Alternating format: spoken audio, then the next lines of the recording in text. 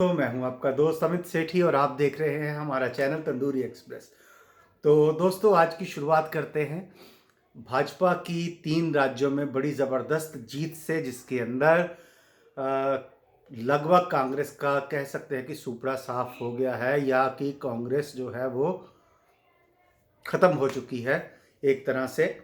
खैर, राजनीतिक डेमोक्रेसी में किसी राजनीतिक दल को ख़त्म तो नहीं कहना चाहिए, और जीत हार is a part and parcel of the game. लेकिन अभी के लिए हम ये कह सकते हैं कि भाजपा की जो इलेक्शन मैनेजमेंट है, भाजपा की जो स्ट्रेटजीज़ हैं, उन्होंने कांग्रेस का लगभग सुपड़ा साफ कर दिया है 3 राज्यों से, राजस्थान, छत्तीसगढ़ और मध्य प्रदेश से। मध्य प्रदेश में तो लगभग 73%, 73% जो है वो उन सीटों पर भाजपा आगे चल रही है। और इसी तरह राजस्थान में लगभग 116 सीट्स के ऊपर, और छत्तीसगढ़ में 54 सीट्स जो अभी तक रुझान चल रहे हैं शाम तक के, उनके अनुसार भाजपा आगे है।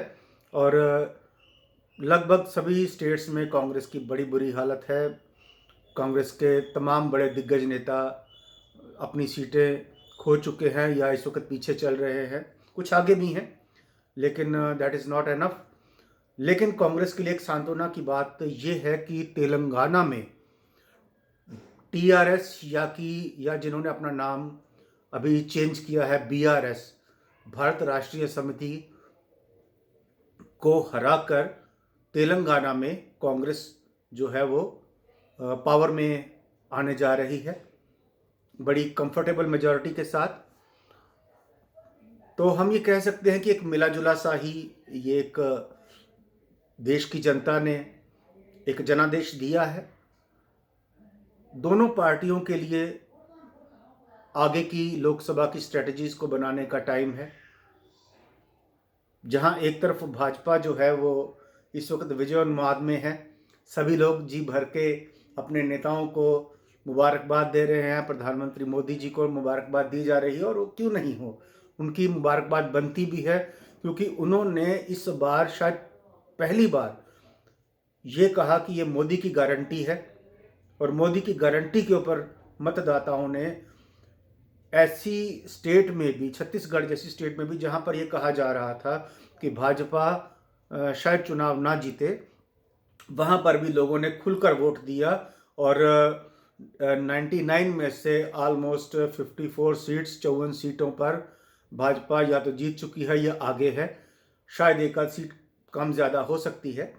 तो परिणाम कल सुबह तक ही पूरे तरीके से साफ हो पाएंगे। तो दोस्तों, बात यह है कि ऐसा क्यों हो रहा है कांग्रेस के साथ बार बार। अगर हम कहें कि इन्होंने डॉटेड अलायंस भी बनाया इंडिया का, I.N.D.I.A, ऐसा लगा कि देश को जिस तरीके से इन्होंने जातियों के आधार पर बांटने की कोशिश की, धर्म के आधार पर बांटने की कोशिश की, वो चीज़ मतदाताओं को पसंद नहीं आई है, क्योंकि आज का मतदाता जो है वो पढ़ा लिखा है। मुझे ऐसा लगता है कि जो भारत का मतदाता है, अब वो भारतीय होकर वोट डाल रहा है, वो विकास के नाम पर वोट डाल रहा है। जो लोग ये समझते थे कि जात पात करके, हिंदू मुस्लिम करके, या अगड़ी पिछड़ी जातियों का भेदभाव डाल के ले जाएंगे लोगों को बेवकूफ़ बना के सीटें, तो अब आज की डेट में उनको पता चलना चाहिए कि सोशल नेटवर्किंग का ज़माना है, मीडिया का ज़माना है और इंटरनेट का ज़माना है।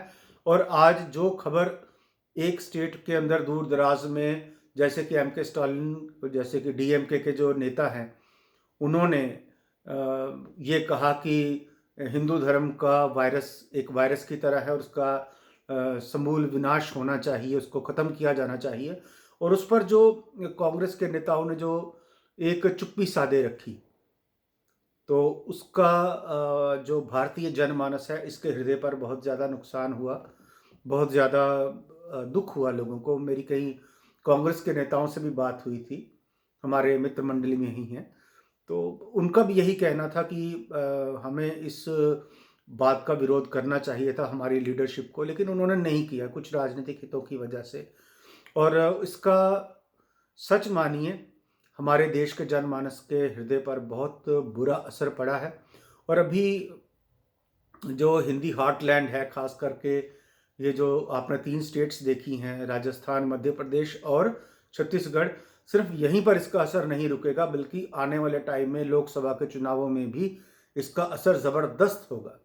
इसके बाद जो नीतीश कुमार जी ने विधानसभा में जिस तरीके की वो बात करी, अश्लील तरीके की बात की, और जिसके लिए उनको बाद में माफ़ी भी मांगनी पड़ी, और उन्होंने ये भी कहा, क्षमा मांगी और कहा कि मैं अपने सिर पर जूते मारता हूँ। तो परंतु उनको, उनकी जैसी उम्र-दराज़ व्यक्ति को और लगभग 40 से 50 साल में जिस व्यक्ति का राजनीति में कैरियर रहा हो, उनके मुँह से ऐसी बात शोभा नहीं देती थी। उनको शायद 1000 बार सोचना चाहिए था, परंतु नुकसान तो हो चुका है। और अभी आने वाले समय में जो इंडिया डॉट अलायंस है, इसका नुकसान अभी और ज़्यादा बढ़ेगा, हम ये कह सकते हैं। और ऐसी स्टेट्स में, ऐसे राज्यों में जहाँ पर ये लगता था कि भाजपा शायद स्ट्रगल करेगी, शायद उनको ज़्यादा मेहनत करनी पड़ेगी, तो अमित शाह जी ने जिस तरीके से एक स्ट्रेटजी दी भाजपा को कि बूथ कार्यकर्ताओं को अपना किस तरीके से एक्टिवेट करना है। वैसे तो भाजपा जो है ये एक बहुत बड़ी मशीनरी है, और हर चीज़ को ये अपने तरीके से चलाते हैं, नेटवर्किंग करते हैं, मीडिया नेटवर्किंग इनकी ज़बरदस्त है भाजपा वालों की। तो कांग्रेस को भी इनसे सीखना चाहिए। और मेरे ख्याल से जो कांग्रेस के नेता मोदी जी पर आक्रमण करते हैं, मेरे ख्याल से उनको ये 2024 तक भूल जाना चाहिए कि देश में मोदी नाम के नेता भी हैं। भूल जाना चाहिए का मतलब ये है कि उन पर कोई आक्रमण ना करें, उनके ऊपर कोई भी गलत बात मत करें। जिस तरीके से राहुल गांधी जी ने कहा कि मोदी जी पनौती हैं, और ये चीज़ें जो है, हमारे जो भारत के जो जनमानस है, इनको ये चीज़ें चुभती हैं। याद रखिए, हमारे देश में लोग आज भी हज़ारों साल पहले की रामायण की कहानियों को याद करते हैं, और भगवान राम के गुणों को याद करते हैं, उस कहानी को जीते हैं।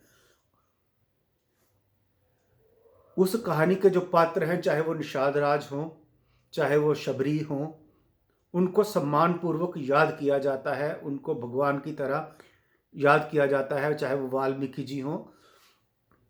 और जो इस कथा के अंदर जो विलन्स हैं, विलन मतलब चाहे रावण है, वो ब्राह्मण थे, परंतु उन्होंने जो पाप किया उसके कारण आज तक भारतीय जनमानस उनको जलाता है। तो इन चीज़ों का जो कांग्रेस है, मेरे ख्याल से इनको ध्यान रखना चाहिए।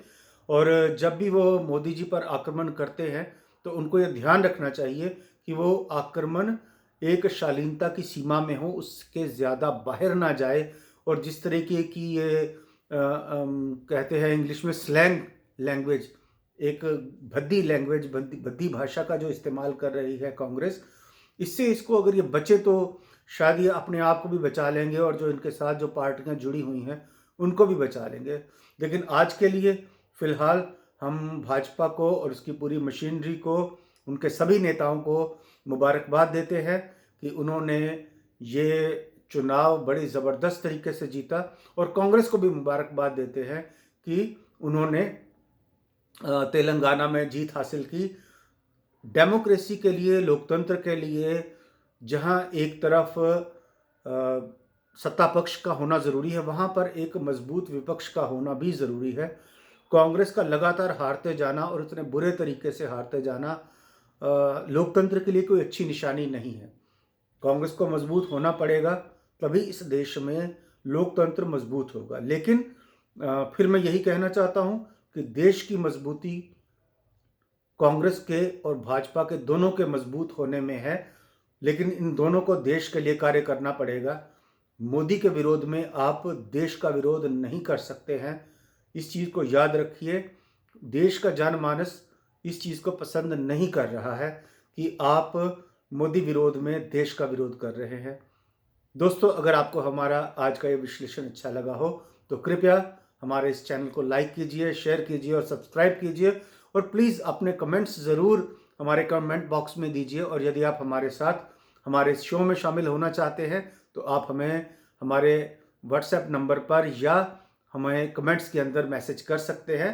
हम आपको डेफिनेटली अपने सुझाव देने के लिए या अपने विचार प्रस्तुत करने के लिए आपको अपने साथ जोड़ेंगे। धन्यवाद। जय हिंद, जय भारत।